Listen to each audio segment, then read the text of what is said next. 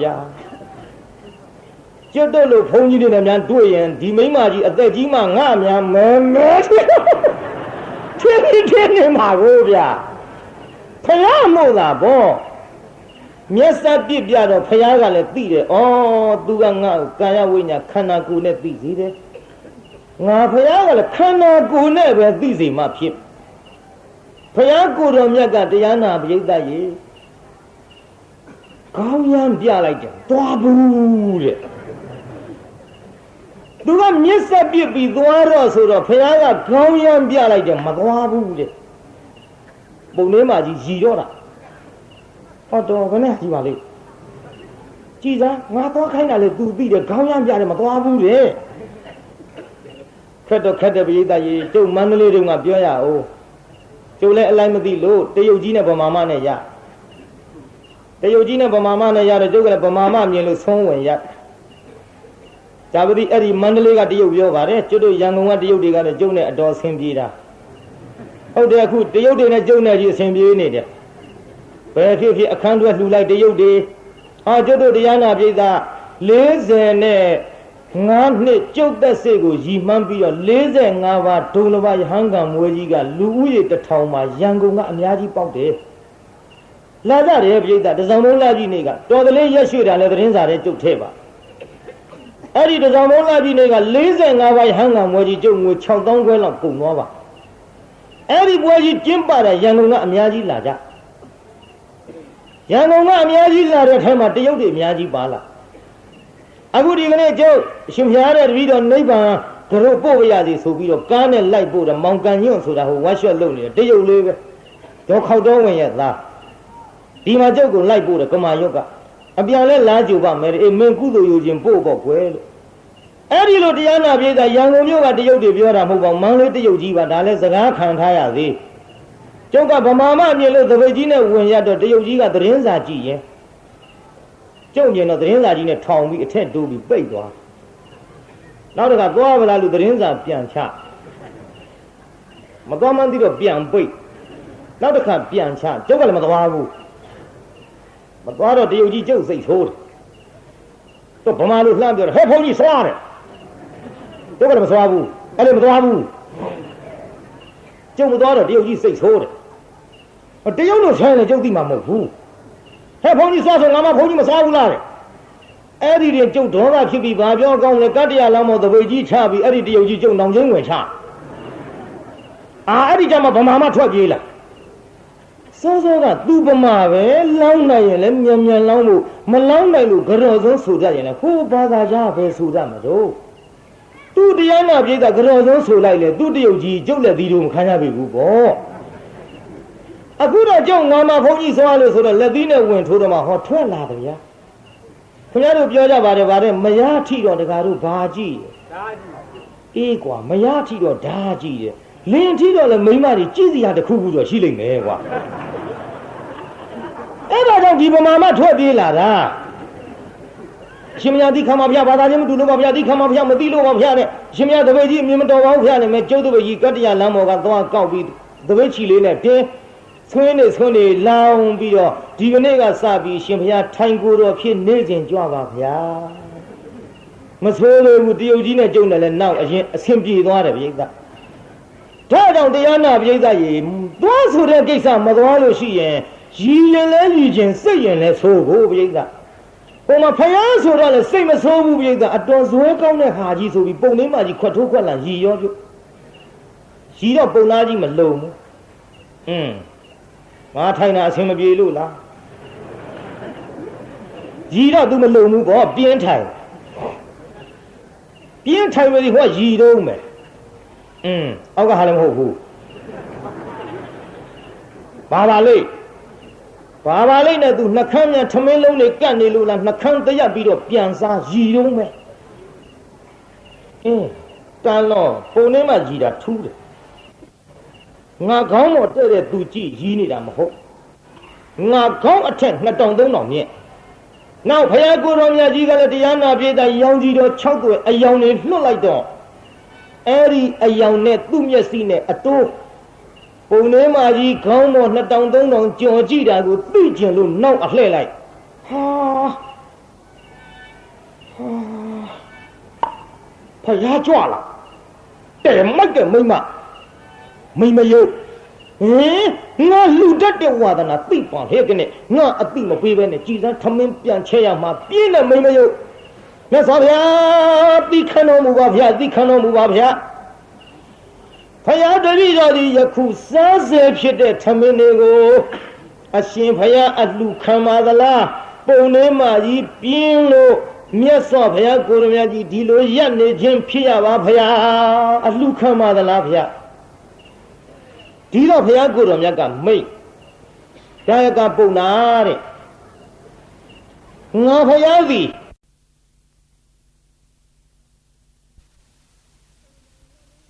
ပိဏံလဝေထပရဒဋ္ဌင်ပါဇီဝီလို့မြတ်စွာဘုရားအဲ့ဒီတိုင်းဟောတယ်ဘုရားတဲ့ငါဘုရားတို့မှာပြတော့နည်းနည်းလေးတော့အာယုပြုနားထောင်နော်ဟိုမြတ်စွာဘုရားဘယ်ထိအောင်မိတ်ရှိတယ်လဲလို့ဆိုတော့ပုံနာတဲ့သူတပားတို့ပေးတာကျွေးတာကိုမှီပြီးတော့အသက်မွေးရသောပိဋ္ဌာနဲ့တူသောငါဘုရားတို့မှာတဲ့ဗျနားထောင်ကြည့်စားမြတ်စွာဘုရားကိုယ်တော်မြတ်ကြီးကမိတ်နေတာသူတပားလူရကန်းတာပေးတာကျွေးတာကိုမှီပြီးအသက်မွေးရတဲ့ပိဋ္ဌာနဲ့တူသောငါဘုရားတို့မှာတဲ့ဗျကျွတ်တို့ဘုန်းကြီးတွေဘာဘဝင်မြင်းစရာရှိတယ်ဘာဘဝင်မြင်းစရာရှိတယ်တင်းရောင်ရောင်လက်လက်နဲ့ဝင်းပြောင်ပြောင်ဝှက်နေတာကျွတ်တို့ပိုင်မဟုတ်သူများလှူထားကျွတ်တို့ပိုင်တာဘာတစ်ခုမှမရှိဘက်ထဲထမင်းတွေဘသူကျွေးထားတယ်လူတွေကျွေးထားဝိတ္တသင်္ကန်းတွေဘသူဝယ်ပေးတော့ဘလူလှူတော့လူတွေလှူထားကျွတ်တို့စီးတဲ့ကားတွေဘလူလှူထားတော့အတန်ရက်ဆက်တွေကက်ဆက်တွေဘလူလှူထားတော့အာတိုက်ကြီးတာကြီးကြောင်းကြီးတွေဘလူလှူထားတော့လူတွေလှူတာနဲ့အသက်မွေးရတဲ့ရဟန်းတန်ဃာတွေဟာပရိသတ်ကြီးဘုံဝင်မြင့်စရာလိုသလားပြုခြီပြားထောက်စရာကောလိုသလားပြုပြည်သူပိုင်ပစ္စည်းနဲ့ကြီးပွားရတယ်ကျွတ်တို့ဘုန်းကြီးတွေကနိုင်ငံရေးမဟုတ်ဘူးပြည်သူတရားတော်တွေလှူတဲ့ပစ္စည်းကိုသုံးဆောင်နေရလို့ကျွတ်တို့ကပြည်သူပိုင်ပစ္စည်းကျွတ်တို့ပိုင်တဲ့ပစ္စည်းမှန်တယ်ဗျမှန်ရလားဘုန်းကြီးပြောတာဒါကြောင့်ဘဝင်မြင့်စရာကျွတ်တို့မှာဘာမှမရှိခြေပြားထောက်စရာလည်းမရှိဘူးမာနကြီးစရာလည်းမရှိဘူး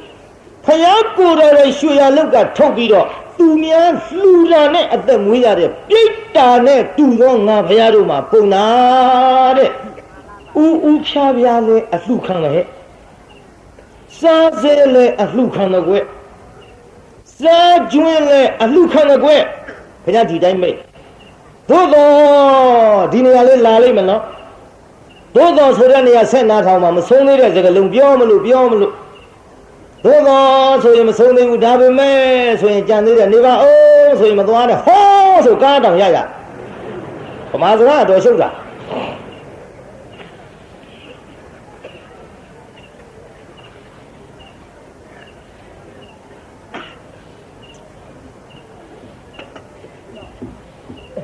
စာဥကိုဘုန်းကြီးပြောမယ်တရားဓမ္မတွေမှတ်ထားကြမိမိတို့ထမင်းဟင်းချက်ပြီးတဲ့ချိန်ခါမှာမိမိတို့ကိုယ်တိုင်မစားသေးဘဲနဲ့ဥဖြားဖြားထမင်းအိုးပေါင်းကလေးကိုခူးပြီးတော့ကျွတ်တို့ဆွမ်းတော်တင်တာတန်ဃာတော်ဆွမ်းလောင်းတာမိဘခူးကြွေးတာဟဲ့အဲ့ဒါစာဥလို့ခေါ်တဲ့လူငယ်တွေမှတ်ထားကြဒါကြောင့်တချို့လူကြီးတွေကဘယ်နဲ့ပြောလို့ဟဲ့သမီးအလုပ်သွားတော့လေမင်းထွေးမှစားရသေးပဲနဲ့စားသွားအိုးဖျားလည်းဆုံးတော့မတင်သေးဘူးတန်ကလည်းဆုံးမလောင်သေးဘူးဖေတို့မေတို့လည်းမစားသေးဘူးကျုပ်ကရင်စားလို့ကောင်းမလားဟဲ့သမီးဥချံစားခဲ့ပြောတာဟဲ့လူကြီးတွေကဥချံစားခဲ့သမီးတဲ့အပေါ်ပိုင်းကဥဖြားဖြားလေးကိုခုခတ်ခြံပြီးတော့မှငါသမီးစားသွားရတယ်တဲ့အဲ့ဒါဥချံစားခဲ့အခုတော့စကားကပြောင်းသွားတယ်ဥချစားကြဆိုတဲ့အတိုင်းဥဖြားဖြားကြီးကုန်ချကြိတ်ကုန်တော့တာပဲပြုစကားပြောင်းတော့သူတို့လည်းပြောင်းကုန်ရောမိဘတို့လည်းဘာမှမတွေ့ဘူးမေအားတဲ့အသားဝါးနေမှာမဟုတ်လို့တဲ့အသားကိုသမီးစားလိုက်တယ်တဲ့ပြော့ပြော့နေအခောက်ကလေးအစီလေးတော့ကြံပါရဲ့ကောင်းတယ်ဥဖြားဖြားကြီးသူတို့ကကြိတ်လဲကုန်ပြီထားတော့ဟဲ့ငန်းကြီးများနှမများမိမိတို့ကအလုတ်သွားစရာရှိတယ်ဆိုရင်ဖယားဆွမ်းတော်မတင်ရသေးလို့ဆွမ်းတော်တင်ရအောင်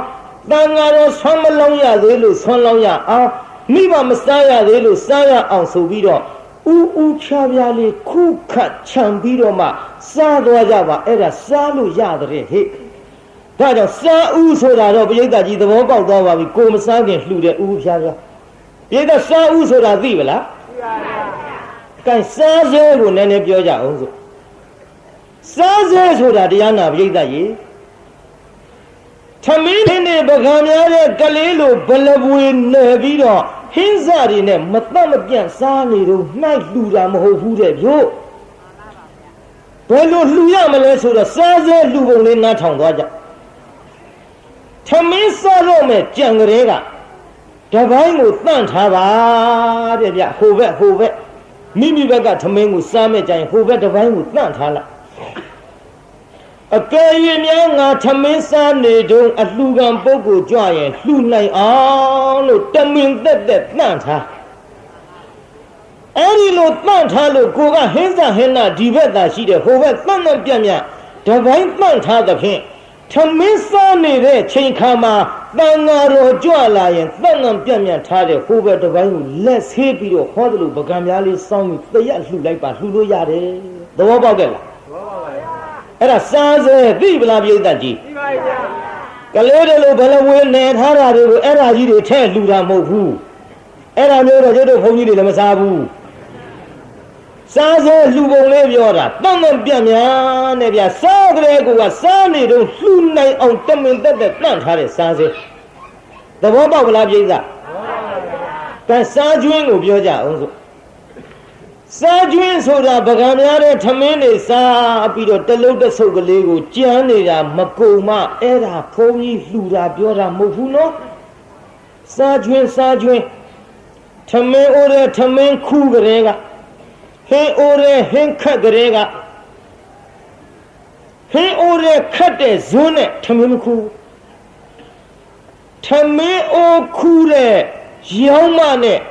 ငပိကျော်ဒဲအိုးတဲ့မကော်ဘူးဒီလိုမျိုးတန့်ပြတ်ငါတို့မိသားစုတအိမ်လုံးစားပြီးတောင်မှတန်ဃာတော်များသပိတ်ပိုက်ပြီးကြွလာရင်တန့်ပြတ်လှူနိုင်အောင်လို့တမင်သက်တန့်ရှင်းချွင်းချန်ထားတာကိုအဲ့ဒါစားကျွင်းလှူတယ်တဲ့ဗျတအိမ်လုံးစားပြီးတော့လဲလှူနိုင်ပါတဲ့ဗျာ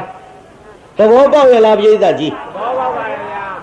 ဒါဖြင့်စားဥတို့စားစဲတို့စားကျွင်းတို့သိပလားသိပါရဲ့ဗျာတချို့ကဗျာမတောက်တစ်ခေါက်ကျွတ်တို့စိတ်ဆင်းရအောင်ဟိုစကားကြီးကပေါ်လာသေးတယ်မကောင်းကြောင်းပို့တယ်မလုံးပါနဲ့ဗျာမကောင်းတာကြီးမှတော့မပို့ပါနဲ့ဝက်သားကြက်သားဘဲပေါင်းစိတ်ကင်လေးဆိုတော်သေး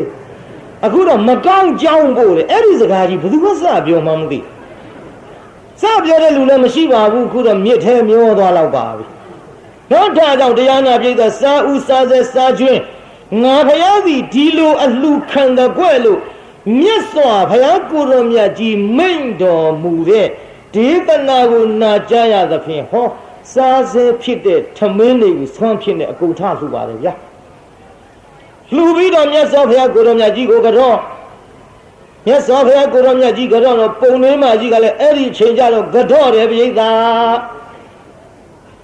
ရေကျုပ်စိတ်ထဲအောင်းမိတယ်အဲ့ဒီစာဖတ်တုံးကနှစ်ယောက်စလုံးပုံနာကြီးနဲ့ပုံနှင်းမကြီးဟိုကုန်းပြီးရှစ်ခိုးနေတော့နှစ်ဖူးနဲ့ခြေထောက်နဲ့ကလည်းနီးနေတာတလောက်ပြင်းတဲ့ပုံနှင်းမကြီးဖျားမှုသာပေါ့ကုန်းရှစ်ခိုးနေတာနှစ်ဖူးနဲ့ခြေထောက်နဲ့ကလည်းနီးနေတာဒီပုံနှင်းမကြီးဖျားမှုသာပေါ့ကျွတ်တို့လူသာဆိုရင်ရောင်ကကလေးဖြစ်တော့ခတ်လိုက်ချင်ပြင်းလွန်းလို့ဟိုမပြင်းတဲ့ဒီထဲကဓမ္မကြီးတွေပြောတာမဟုတ်ဘူးနော်ဟိုပုံနှင်းမကြီးပြောတာအဲ့ဒီလိုတရားနာပရိသတ်မြတ်စွာဘုရားကိုတော်မြတ်ကအဲ့ဒီချိန်ခါမှာတရားဟောတော်မူပါတယ်မြတ်စွာဘုရားကိုတော်မြတ်ကြီးဟောကြားတဲ့ဒေသနာတော်ကသံဃာသောနာမရူပသမေယတနတ္ထိမမဟိတာလို့သူတို့ရဲ့ဥပနိဒေယကိုကြည်ဟောတယ်သူတို့ရဲ့ဥပနိဒေယကဘာလဲလို့ဆိုတော့ကျွတ်တို့ကတ္တဗဘုရားလက်ထက်ကပြိဿကြီးဘယ်ဘုရားလက်ထက်ကတော့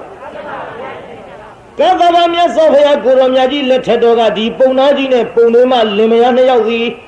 သံဃာတော်အရှင်မြတ်များဟ ခေါ်ကြတော်မူတဲ့နာယုတ်ဆိုတဲ့ဝိပဿနာတရားကိုအကျေတစ်ဖြင့်မနာကြရတော့လည်းပဲ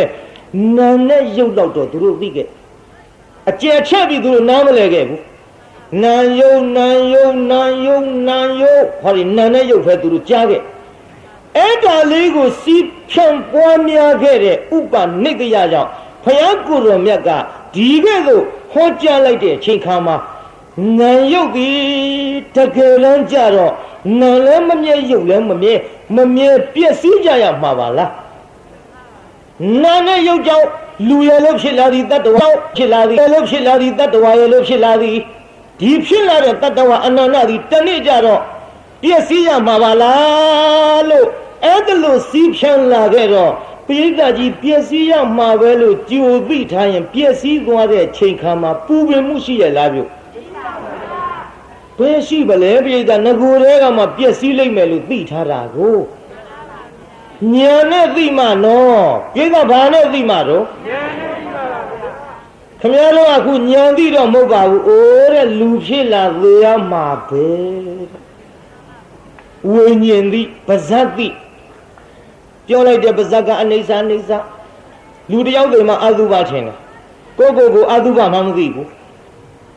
ပိဋကကြီးခင်ဗျားတို့ကြုံနေမယ်လူတွေမှာအတုပလားဒီပိဋကကြီးအကုန်လုံးအတုပလားကြုံပြောလားအကုန်လုံးအတုပဆိုတာဘာလို့ဆိုတော့တချို့ကလေးတွေကပြောသေးတယ်မသာတဲ့ဒီမှာလူတွေမှာမသာကြီးအတုပထင်နေတာကိုပိဋကရဲ့ဘုရားကိုယ်တော်မြတ်ကအတုပဆိုတာကမတင့်တယ်ဘူးလို့ဟောတယ်ခန္ဓာကြီးရလာတဲ့ကဘုရားကိုယ်တော်မြတ်ကတင့်တယ်လို့ဟောဒါတို့ကျွတ်တို့ခန္ဓာကိုယ်ကြီးကိုမတင့်တယ်ဘူးလို့ဟောတော့ဒီပရိသတ်ကြီးအကုန်လုံးအတုပဆိုတာများနာသလားပရိသတ်ခင်ဗျားတို့လည်းအတုပဘုန်းကြီးလည်းအတုပကျုပ်ဘေးထိုင်းနေတဲ့ကိုယ်တော်လေးတွေလည်းအတုပသူတို့လည်းခြံထားလို့မဖြစ်ဘူးနော်အကုန်လုံးအတုပမတင့်တယ်ဘူးတဲ့ဘုရားကမတင့်တယ်ဘူးဟောတာကိုခင်ဗျားတို့ကျွတ်တို့ကတင့်နေတဲ့ထင်နေအဝတ်ကောင်းစားကောင်းလေးဝတ်လိုက်တော့ပရိသတ်ကြီးမြေကြီးပေါ်ထိုင်ရလားထိုင်ပါဘူးအဝတ်စုပ်ကလေးနဲ့ကြတော့မြေကြီးပေါ်လည်းထိုင်တယ်မှိတ်ပုံပေါ်လည်းထိုင်အဝတ်ကောင်းလေးဝတ်လိုက်တော့မထိုင်တော့ဘူးဖြာပေါ်တောင်တင်ပြူးလေးခင်မှာတင်ပြူးပေါ်တောင်ကော်စောနဲ့မှာကော်စောပေါ်တောင်မှုရနဲ့မှာ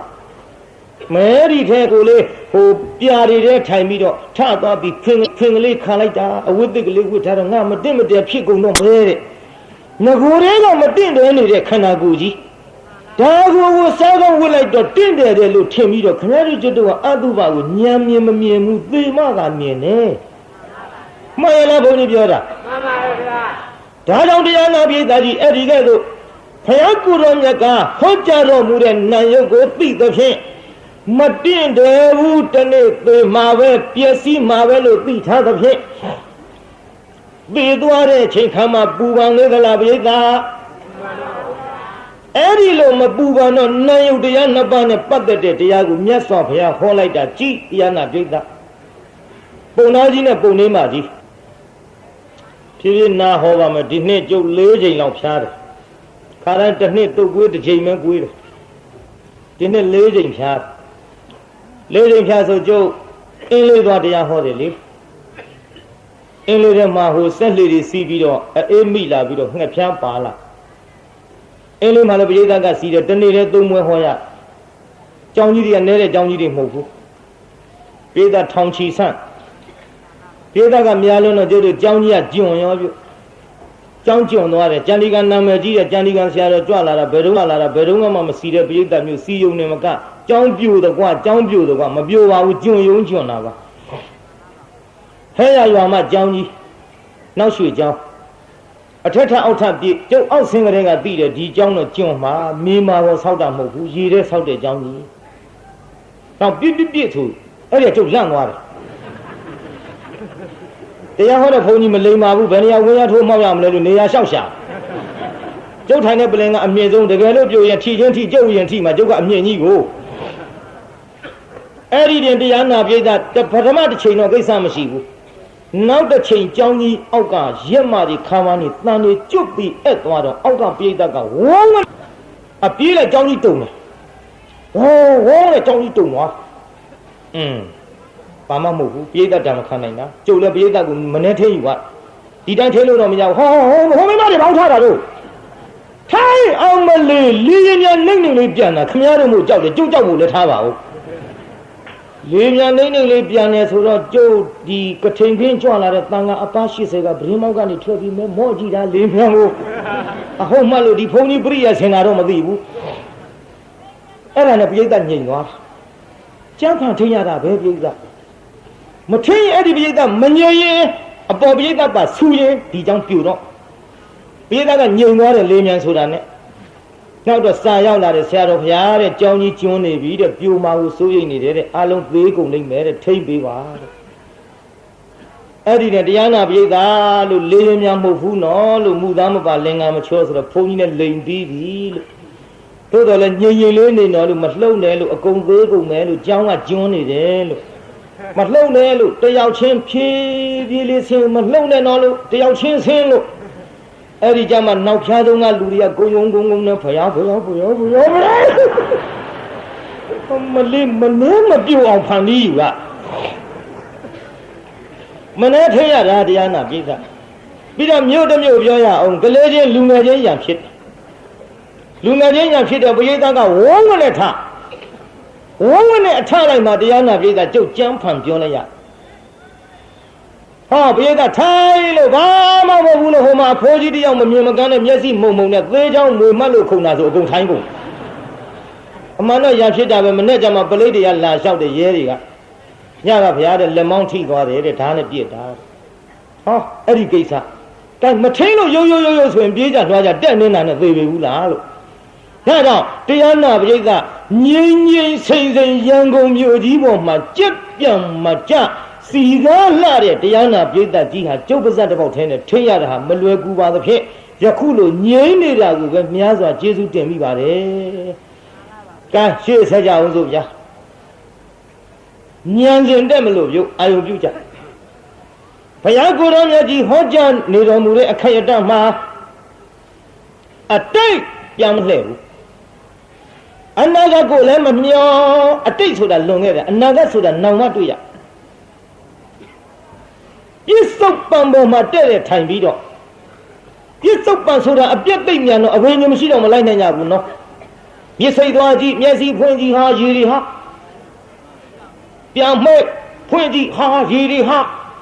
ဒီရေပဲလို့ထင်ပေမဲ့လို့မဟုတ်ဘူးဗျအရင်ရေပြောင်းနောက်ရေရောက်ရင်ရေပြောင်းနောက်ရေရောက်ပျောက်ရောက်ကြုံပြောတာကြာသေးဗျကလတ်တုံးကလတ်ခဲလေးတွေဆက်နေတာကိုအဲ့ဒါတန်တတိဖြစ်နေတော့ခမည်းတော်ကျွတ်တို့ကဒီရေပဲလို့ထင်ကြပေမဲ့လို့အရင်ရေပြောင်းနောက်ရေရောက်အပြက်ကမြန်တော့မမိနိုင်ဘူးပေါ့ဘယ်ညမရှိတဲ့ပုဂ္ဂိုလ်တွေမှာအဲ့ဒါကြောင့်မလို့ပြစ္ဆုတ်ပန်ဆက်ကြည့်နိုင်တဲ့ပုဂ္ဂိုလ်ဒီနိဗ္ဗာန်ရကိုအမတန်လွယ်ကူပါရဲ့။ကိုင်နားထောင်ကြည့်ပြုအတိတ်ကိုပြောင်းမလဲအနာဂတ်ကိုမမျောပြစ္ဆုတ်ပံပေါ်မှာတဲ့တဲ့ထိုင်ပြီးတော့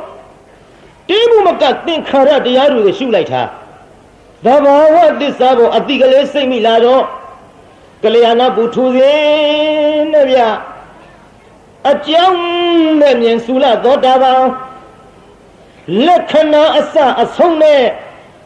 အတိကလေးစိတ်ပြီးတော့ကမှကြာစေရုံနာကလေးပေါ်မှာလက္ခဏာသဘောလေးတွေမြင်လာပြန်သမ္မတနာခေါ်တဲ့ညာလက်ချိုးထားစမျိုးတစ်ချောင်း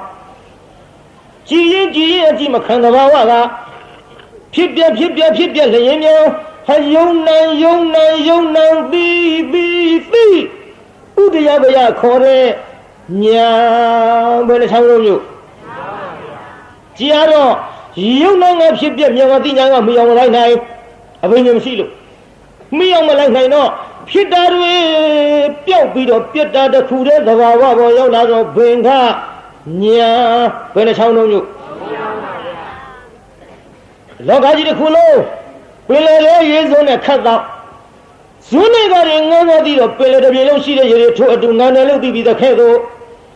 ဗဟိတယုံနံတွေကပါအစ္ဆဒယုံနံကခြေလို့ပင်လယ်ရေဇွန်းတွေကငန်းတယ်လို့တဲ့ဗျအစ္ဆဒဟာ ရုံနှံအပြက်ကိုမြင်လိုက်တော့ဟိတ်တာရုံနှံပြက်တွေကိုပါမြင်